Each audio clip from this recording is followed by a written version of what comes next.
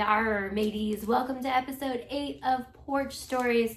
Today we're reading How I Became a Pirate. Pirates have green teeth, when they have any teeth at all.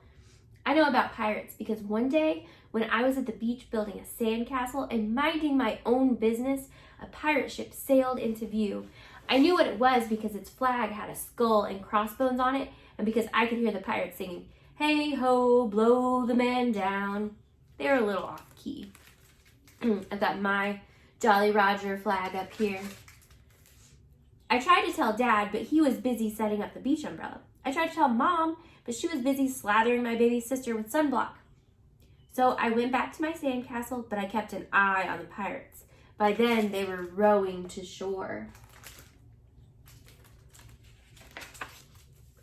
When they landed, the head pirate climbed out of the boat and yelled, "Ahoy there, matey! Be this the Spanish Main?" "No," I said. "This is North Beach." "Shiver me timbers," the pirate said. "We must have taken a wrong turn at Bora Bora." What's he got on his shoulder? He's got a parrot. He's got a parrot on his shoulder.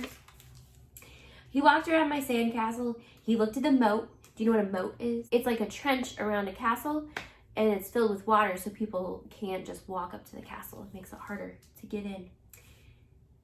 He walked around my sandcastle. He looked at the moat, then yelled back to his crew, "He's a digger, he is, and a good one to boot." "A good one to boot," the others agreed. "What be your name, matey?" the head pirate asked. "Jeremy Jacob, sir," I told him. "Oh, they said he's a good digger. What do you think those pirates are going to do with him?" "Well, Jeremy Jacob," he said, "you're looking at Braidbeard and his crew. We've been needing a digger like yourself. We have a chest of treasure to bury." "Aye, treasure!" the others shouted. "You're coming with us," Braidbeard told him. I didn't think Mom and Dad would mind as long as I got back in time for soccer practice the next day. "So where's Jeremy Jacob going?" "He's going to go with those pirates. They said they had a treasure chest. What do you think he's going to do with that treasure chest?" And that's how I became a pirate. Do you think it would be fun to be a pirate? Maybe for a little bit. As soon as we were on board, Braidbeard showed me the chest of gold and jewels. "Got to find a safe place for this here treasure. It's high time we were off," he announced. "We're off!" we all shouted.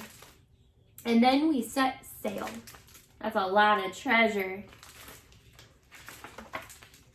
There was plenty to do on board. The pirates taught me to sing sea shanties, the louder the better, and to say real pirate stuff like landlubber and scurvy dog. By dinner time, I could speak pirate perfectly. I also learned pirate manners. Braidbeard pounded his fist on the table and yelled, "Down the hatch, me laddies! Down the hatch!" we all shouted. Do you know what that means? They're gonna drink what they have in their cups. Braidbeard gulped his food and said, "Hand over the meat! The meat!" we all roared. Nobody told us to finish our spinach, there wasn't any, or to chew up our carrots, they weren't allowed on board. We talked about with our mouths full, and nobody said please or thank you. No. After dinner, I tried to teach the pirates to play soccer. Braidbeard kicked the ball and yelled, "Arr, soccer! Arr, soccer!" the crew yelled. Then everybody dove for the ball at once, and it rolled right off the deck. "After it, me hearties!" Braidbeard commanded. "After it?" we all whispered. Why are they afraid to go after the ball? Because there's a big shark in the water. We fought over who would go get the ball, but it didn't matter anyway because the shark came along and swallowed it in one gulp. So much for soccer. By now it's past my bedtime, but nobody tells pirates to go to bed, to take a bath, or to brush their teeth. Maybe that's why their teeth are green. Pirates sleep with one eye open just in case, and they don't change into pajamas unless they want to. Pirates don't do anything they don't want to, except for maybe swabbing the decks. I wanted to be a pirate forever. But then I found out what else they don't do. When I couldn't stay awake any longer, I asked Braidbeard to tuck me in and read me a story. "Tuck you in?" he bellowed. "Pirates don't tuck."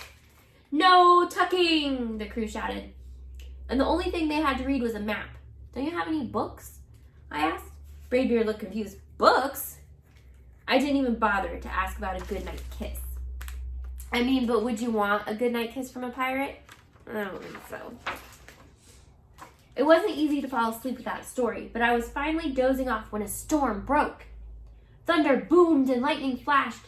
I tried to hide under the covers as waves slammed up against the ship, but I kept falling out of my hammock. I couldn't find anyone in the cabin. They were all on deck.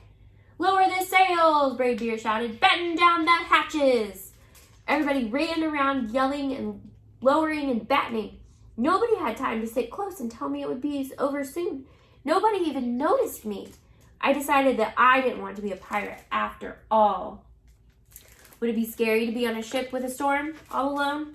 I would be scared. Just then, flash, crash, crack.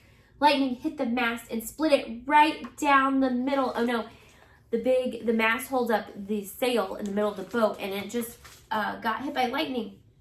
"What'll we do now?" yelled one of the pirates. "We'll have to turn back," called another. "But the treasure," hollered Braidbeard. "Where will we bury the treasure?" I stepped forward. "Maybe I can help," I shouted over the wind. "I think I know the perfect digging spot." Ooh, where do you think the perfect spot is? When the storm was over, we rowed back to shore and buried the chest. We drew a map so we could find the treasure again, but I don't think I'll need it. Can you see the map? Where did they bury the treasure? Here's a house and a basketball hoop. It's Jeremy Jacobs' backyard. They buried the treasure in his backyard. After that, the pirates repaired the ship and got ready to set sail. Before they left, Braidbeard handed me a flag and said, "You make a fine pirate, Jeremy Jacob. Guard that treasure well. We'll be back to get it soon enough." "Soon enough," the crowd repeated. "And if you ever need us," Braidbeard added, "just run the Jolly Roger up yonder pole." "Up yonder pole," the others shouted. "And maybe I will, but not today. I have soccer practice." Can you see what his shirt says? He plays for the team called the Pirates. The end.